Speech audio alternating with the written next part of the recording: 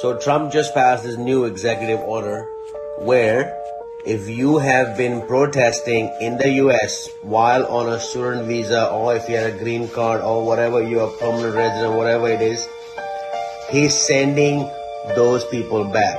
Donald Trump announced that his administration will be canceling visas for students who express pro-Palestine views on campus, and he will be deporting them. In a statement, Trump says, quote, "To all the resident aliens who joined in protests, we put you on notice. Come, we'll find you and we will deport you. I will also quickly cancel the student visas of Hamas sympathizers on college campuses, which have been infested with radicalism like never before." Wow, nothing like making students feel safe in this country by going after anyone and everyone who expresses opinions that conflict with those of the U.S. government.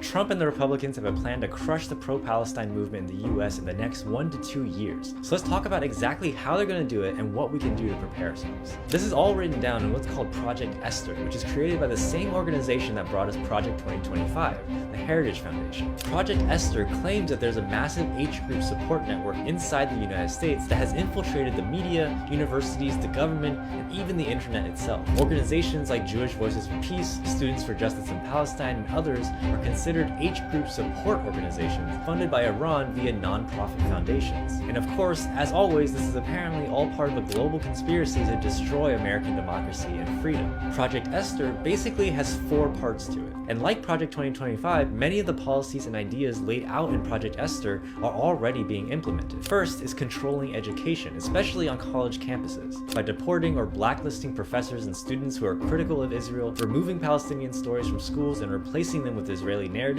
and limiting federal funding to colleges that divest from Israel. Second is controlling social media by suppressing or outright banning pro-Palestinian content. Third, they want to cut off funding to any organization that supports the Palestinian cause. This is why a couple months ago they introduced a non-profit killer bill, which allows the government to revoke tax-exempt status from any non-profit organization that the government doesn't agree with. Lastly, they want to discredit the movement publicly and sow division within the movement itself. This includes conducting mass surveillance on protesters and even manufacturing situations that make the Palestine movement look bad. And we're already seeing that happen too. After the recent attack in New Orleans on New Year's Day, mainstream media didn't waste any time in trying to link it with the Palestine movement by reporting it as a potential spillover from the resistance in the Middle East. The goal of all of this very clearly is to eradicate any support for Palestine from all levels of society with a very targeted campaign. Historically, whenever there's a growing mass movement that is becoming a real threat to the empire's interests, crackdown campaigns happen, and we're seeing all of the signs of it again today. And yes, this is all pretty scary to hear, but the difference now is that we see it coming. According to Trump, if you're an international student in the United States, your university could be forced to reporting you to the government for expressing certain political viewpoints. Trump signed an executive order this week asking universities to monitor and report the activities of international students and faculty. He's specifically asking institutions to scrutinize their students and faculty under an immigration law that's designed for espionage, sabotage, overthrowing the U.S. government by force or unlawful activity. Now, his executive order is framed as a measure to combat anti-Semitism, but it specifically targets students and faculty who have expressed pro-Palestinian sentiment or who have participated in campus demonstrations supporting Palestinian rights. So what does this all actually mean? Well, there's a huge risk of misapplication here. Peaceful protests and demonstrations could now be mischaracterized as unlawful activity or even opposition to the U.S. government. Political opinions could be flagged as national security threats. And student activism could be weaponized to justify visa revocation as well as deportation. So if you've attended a protest, posted online, or engaged in any sort of activism related to Palestinian rights since October 7th, 2023, does this executive order apply to you? And the answer is possibly. It orders federal agencies to review civil complaints that were filed as of October 7th, 2023 and forward, meaning past activism could be flagged as a deportation risk. It also puts pressure on universities to report student activities, even if those activities occurred in the past.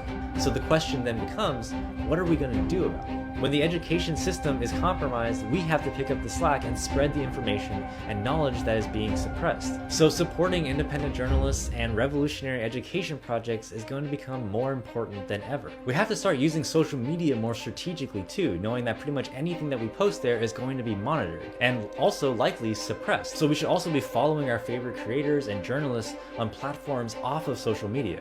With the increased surveillance, this is also a good time to get our digital security unlocked. And finally, we can't let petty ideological differences keep us from building coalition with anyone who shares the goal of seeing a free Palestine, because we know those differences will be exploited to separate us. Whatever we do, we can't be intimidated and we can't back down. If anything, we need to keep upping the pressure through escalating direct actions all around the country. If you want to learn more about how we can build community and combat government suppression, check out theconsciouscitizens.org, where we... Now, it's important to know your rights in this situation, so here's how you can protect yourself. But you also want to be aware of surveillance. Universities cannot legally deport you, but they can monitor what you're doing, as well as report you. So you want to be smart, especially with what you post online and what you do and say at protests. You want to assume that social media is being monitored at all times, so use privacy settings and avoid sharing too much personal information online. You should also do whatever you can to protect your immigration status. Keep copies of all your visa documents with you, as well as proof of your status. Now, if you're targeted, it's really important to seek legal help immediately. Contact an immigration lawyer immediately if there's a threat to your visa or if there's a deportation threat. Also, there are a lot of groups like the ACLU, for example, who can help. That didn't stop student activists around the country from telling everyone not to vote for Kamala Harris. You don't want to vote for Jill, vote for Donald Trump. But do not give a vote to Kamala Harris. It didn't stop Arabs in Michigan, Arab Americans, from actually supporting Donald Trump and holding press conferences supporting him because, get this, Trump promised he was going to be good to them. Oops, he's not being good to you. Abbas is Arab American and one of a number of Democrats who voted for Trump.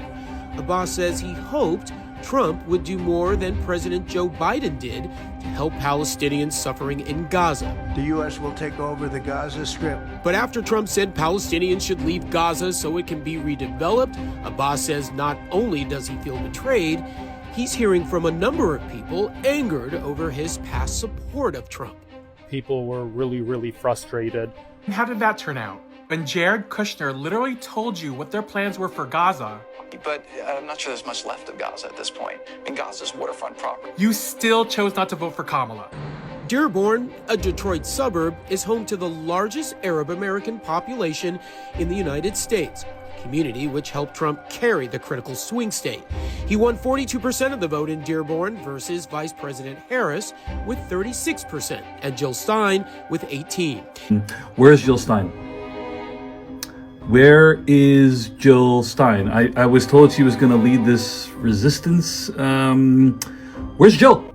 And ultimately, I remain committed to a path forward that can lead to a two-state solution. A two-state solution is the only path, and one that ensures Palestinians can finally realize the freedom, security, and prosperity that they rightly deserve. Kamala Harris is looking real good now, huh? I said Kamala Harris is looking real good now, huh? All you motherfuckers who voted for this man. We sat here, we told you, we warned you, we even put it in your face and tried to fucking remind you. Y'all wanted to play the fuck around game so goddamn badly. Well, you are fixing to find out very bigly.